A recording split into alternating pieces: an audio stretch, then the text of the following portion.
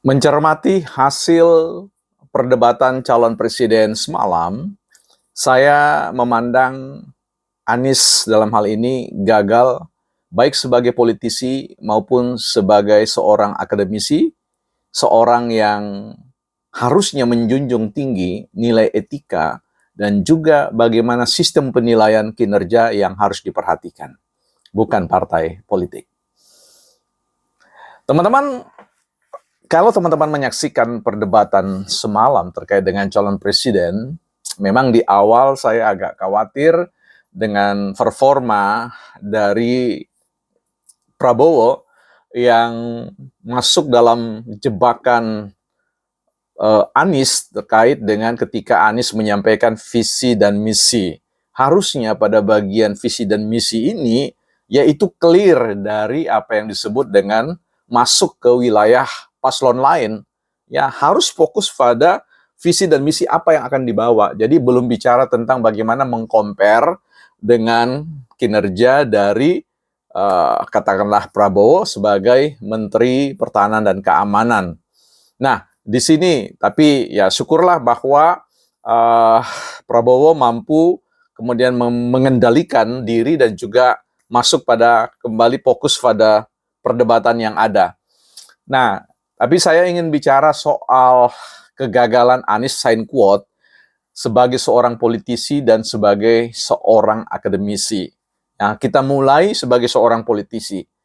Sebagai seorang politisi, ya, harusnya Anies ya, melihat bahwa sistem ketatanegaraan kita itu bukanlah bagian per bagian. Dia merupakan satu konstruksi yang utuh, konstruksi yang menyeluruh.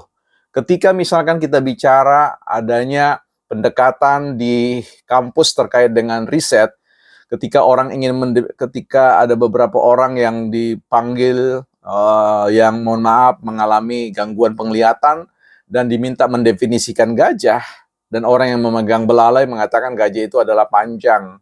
Ya, ketika ada yang memegang badannya, ada mengatakan bahwa gajah itu besar.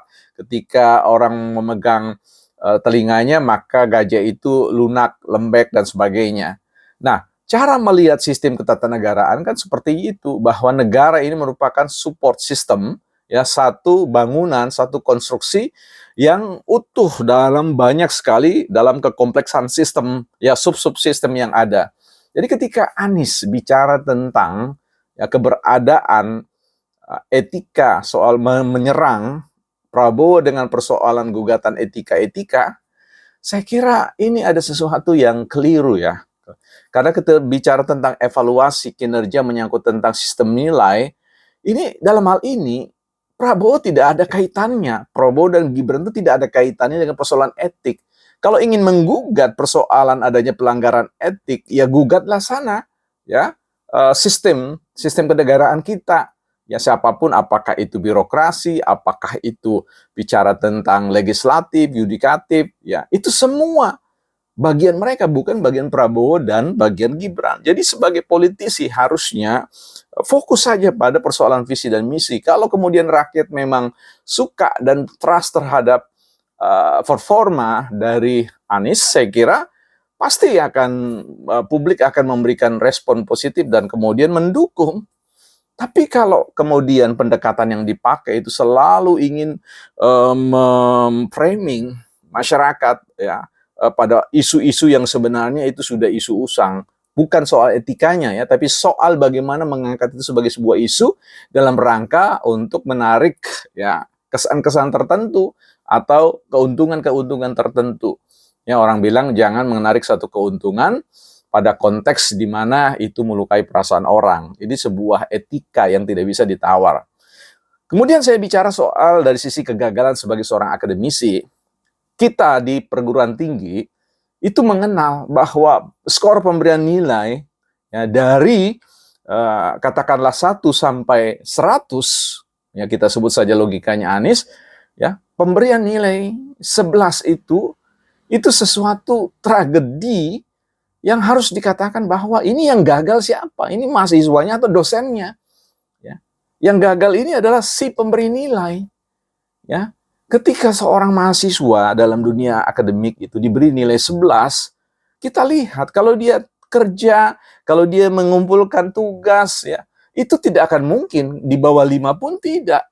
6, ya, paling maksimal 6,5. Tapi ini keterlaluan, ya, keterlaluan menurut saya. Dan saya kira Anies merupakan kultur budaya pemberian nilai secara akademik, ya, saya kira. Dan ini juga nanti akan saya bahas soal Ganjar yang terus-menerus memberikan nilai dengan 5 merah, ya. Saya kira kita akan bahas soal itu. Kita berharap bahwa publik ini dicerdaskan dengan hal-hal yang ini bukan persoalan dukungan terhadap Prabowo dan Gibran, ya. Ini persoalan bagaimana jangan sampai masyarakat ini, publik ini kemudian disesatkan dengan framing-framing ya, yang akan merugikan kita semua. Ya, saya kira demikian, bukan partai politik.